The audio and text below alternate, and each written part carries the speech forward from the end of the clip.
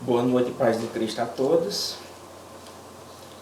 Eu espero que o Espírito Santo toque de uma forma profunda os corações de todos que estejam assistindo a esse vídeo nesse exato momento e que venha tocar os corações de muitos que venham a assistir porventura esse vídeo em momento posterior.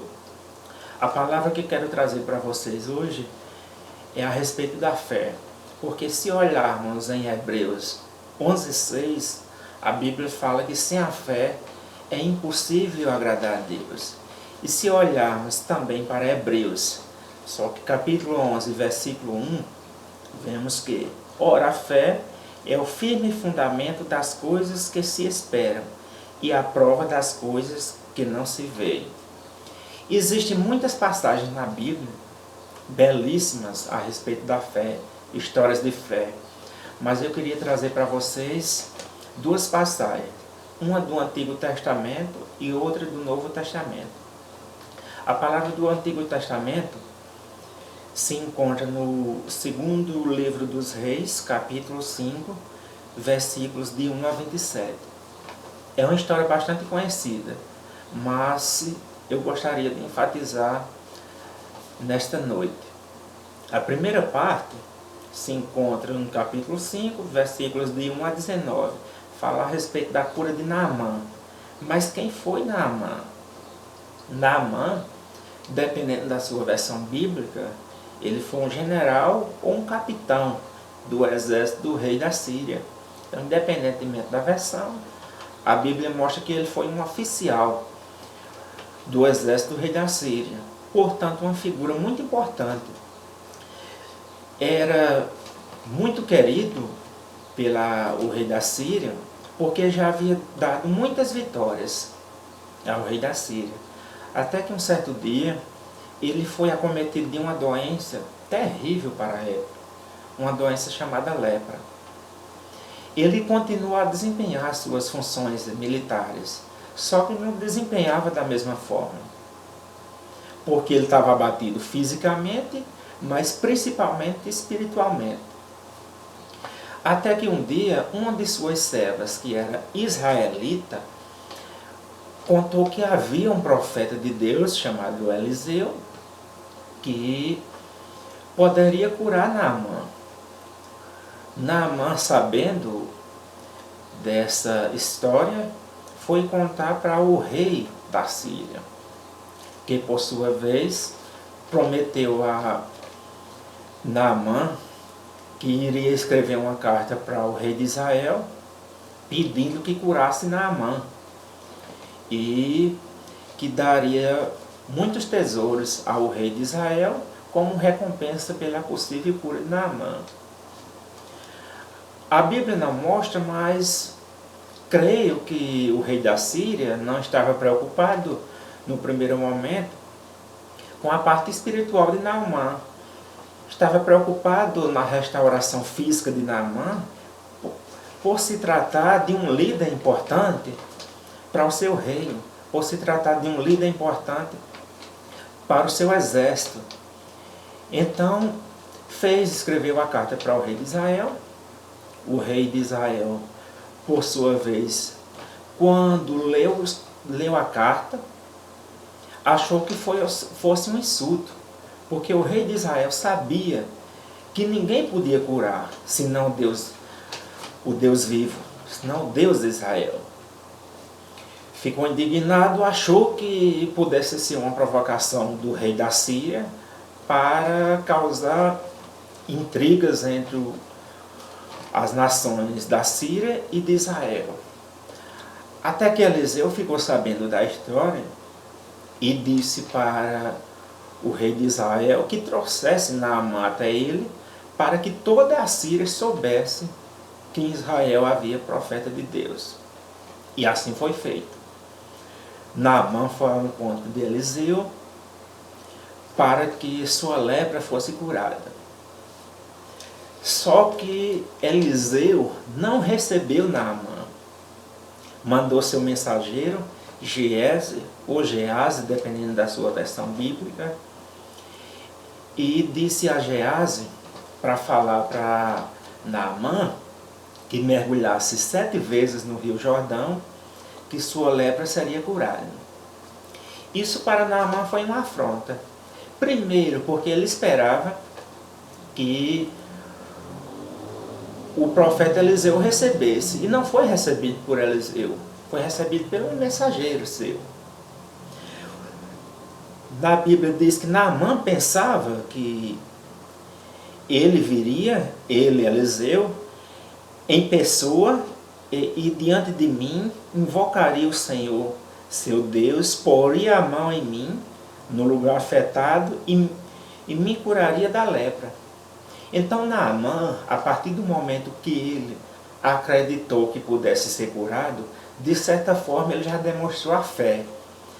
Mas ainda não era a fé verdadeira, porque Naamã acreditou na cura, mas ele criou um roteiro da cura.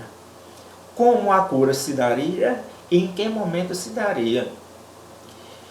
E em segunda parte, porque Eliseu pediu que ele mergulhasse no Rio Jordão. E o Rio Jordão, na época, era um rio imundo. Se fôssemos comparar com os dias de hoje, era como se o Rio Jordão fosse o Rio Tietê. Portanto, um rio imundo, impróprio para o banho. E Naamã achava que se fosse para mergulhar, por que não mergulhar em 2 rios de Damasco? Damasco, a capital da Síria.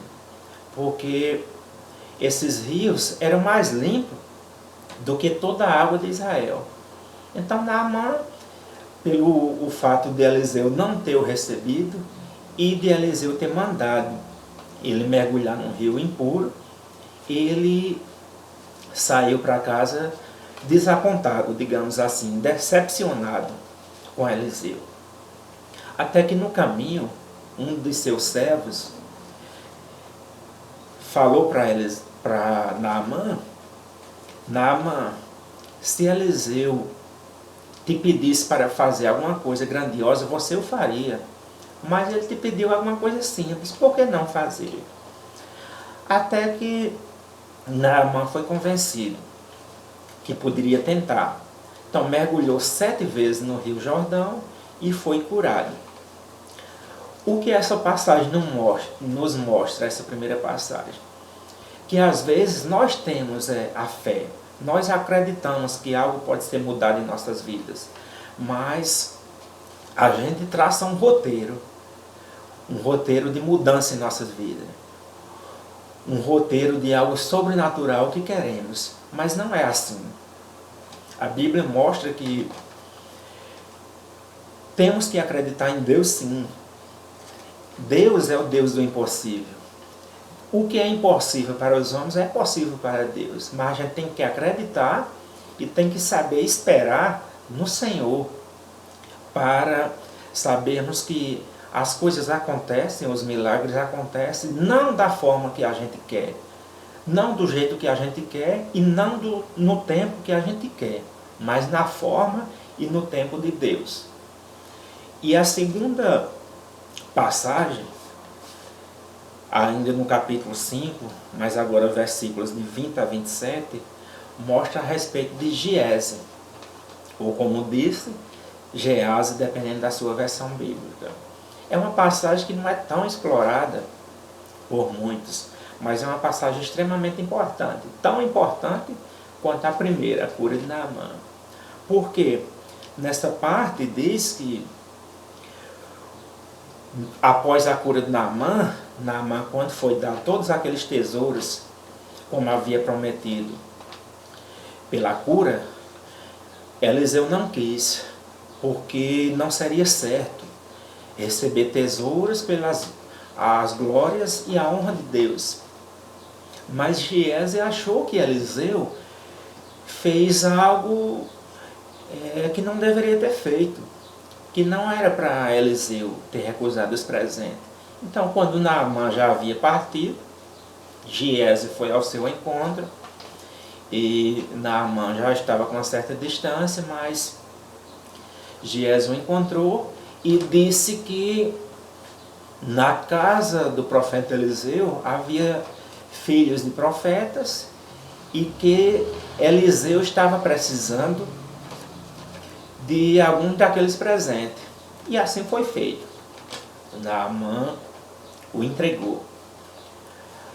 Giezi, ao retornar, a Bíblia mostra que o profeta Eliseu perguntou onde Giezi esteve.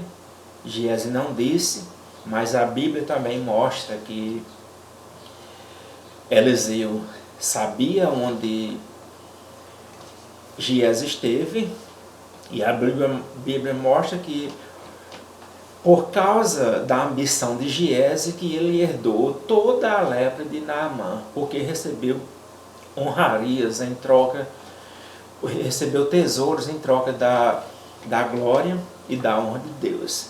Então, o que essa passagem nos mostra é que, primeiro, devemos ter a fé verdadeira, devemos confiar e esperar no Senhor, porque a fé de Naamã foi tão grande que o próprio Jesus faz uma referência em Lucas, capítulo 4, versículo 27, ao dizer que no tempo de Eliseu havia muitas pessoas com lepra, mas só Naamã foi curado, porque ele demonstrou a fé verdadeira. Ele demonstrou, embora não tenha demonstrado no primeiro momento, porque ele tem um roteiro da cura, ele achava que a cura seria do jeito que ele queria, da forma que ele estava pensando, e não do jeito que Deus iria agir através do profeta Eliseu, e também no tempo de Deus. E a segunda parte nos mostra e nos ensina que jamais devemos receber algo em troca daquilo que Deus faz, porque o que Deus nos dá, a graça de Deus, não é nossa, é para que a gente receba e possa abençoar, fazer com que essa graça alcance outras pessoas. E portanto, essa passagem do Antigo Testamento. A palavra do Novo Testamento que eu quero trazer para vocês é a respeito de Mateus capítulo 14, versículos de 28 a 30. E respondeu-lhe Pedro e disse: Senhor, se és tu, manda-me ir contigo por cima das águas. E ele disse: Vem.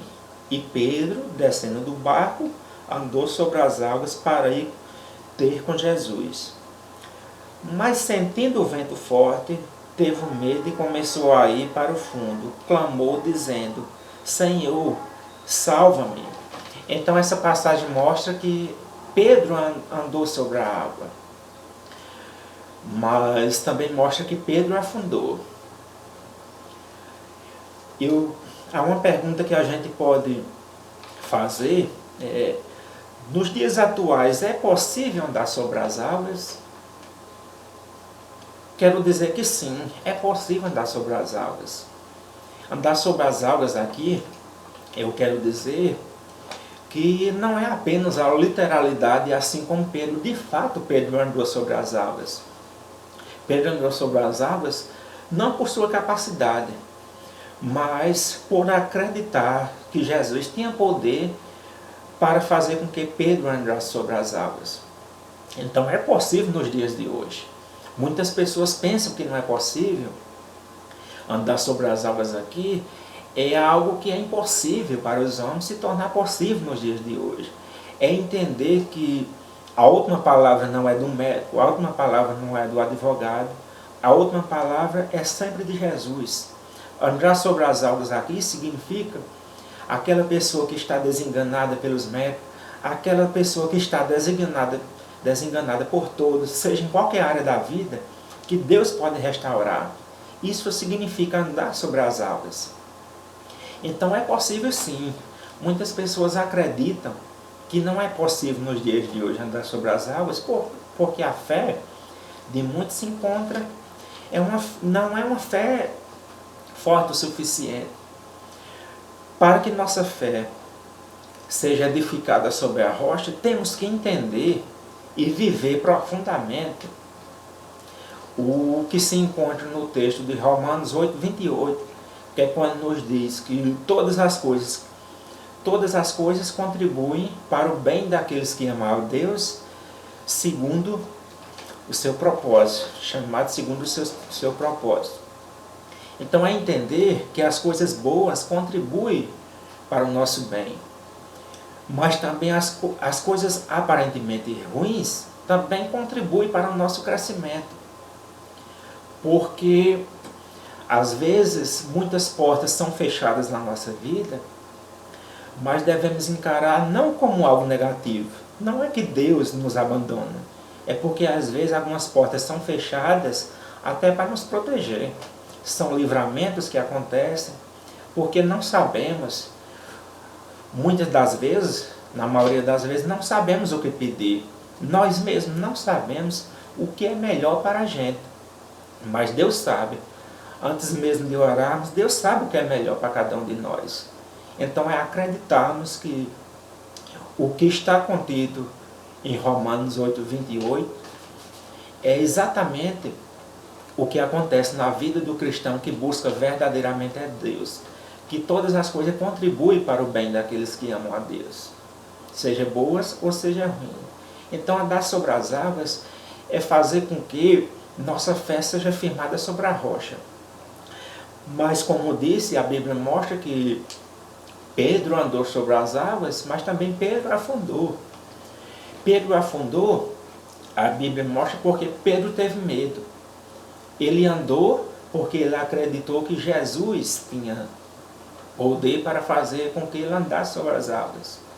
E ele afundou porque ele se assustou com a tempestade e acreditou que não seria capaz de andar sobre as águas, como de fato nós somos. Mas não devemos olhar para nossa incapacidade, porque nós de fato somos incapazes. Mas não é por nós, é em Jesus. Pedro afundou porque ele tirou o foco de Jesus. Quando ele tinha o foco em Jesus, ele andou sim sobre as águas. Lá em Mateus, capítulo 17, versículo 20, a Bíblia diz que se tivermos a fé do tamanho de um grão de mostarda, poderemos fazer maravilhas em nome de Jesus. Então, é importante termos o foco em Jesus. Não tirar o foco de Jesus. Não somos capazes, mas Jesus sim. Temos que olhar sempre para Jesus. E Pedro, portanto, enquanto ele estava com os olhos em Jesus, com foco em Jesus, ele andou sobre as águas. Quando olhou para si, acreditando que não era capaz, como de fato não era, Pedro afundou. E o que a gente pode, se é possível andar sobre as águas nos dias atuais, como sabemos que de fato é, a outra pergunta que podemos fazer é como andar sobre as águas. Então, como andar sobre as águas? O primeiro passo, portanto, é o que está contido em alguns textos. Está contido em João, para aqueles que ainda não aceitaram Jesus como seu único e verdadeiro Salvador, é que se encontra em João 14,6, que Jesus disse que é o caminho, a verdade e a vida, que ninguém vem ao Pai senão por Ele. É o texto que está contido em Efésios 2:8-9, que diz que a salvação é pela graça. E é um dom de Deus, não é pelas obras, para que ninguém se glorifique perante Deus. É o texto também contido em João 3,3, que diz que ninguém verá o reino do céu se não nascer de novo. Aqui, portanto, não se fala de buscar uma nova religião.